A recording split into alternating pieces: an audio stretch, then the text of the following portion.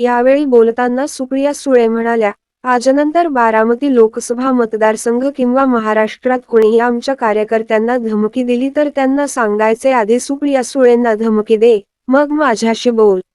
कुणीही शिवीगाळ करायची नाही. सत्तेची आणि पैशाची मस्ती आहे. जसा चढ असतो तसा उतारही असतो, असे सुप्रिया सुळे म्हणाल्या. बारामती हा माझा मतदारसंघ आहे. मी इथली खासदार आहे. त्यामुळे इथे कोणीही दमदाटी करायची नाही. कोणीही धमकी द्यायची नाही. नाही तर गाठ माझ्याशी आहे असे सुप्रिया सुळे म्हणाल्या. बारामती हा माझा मतदारसंघ आहे. माझ्या मतदारसंघात कोणी दमदाटी केली तर गाठ माझ्याशी आहे असा इशारा राष्ट्रवादीच्या शरद पवार गटाच्या खासदार सुप्रिया सुळे यांनी अजित पवार गटाला दिला आहे. तसेच हर्षवर्धन पाटील यांना कोणी शिव्या घातल्या तर मी ढाल बनून उभी राहीन. भाजपचे नेते हर्षवर्धन पाटील यांना धमकी देण्यात आल्याचा दावा त्यांनी स्वतः पत्राद्वारे केला होता. यावरूनच सुप्रिया सुळे यांनी निशाणा साधला आहे.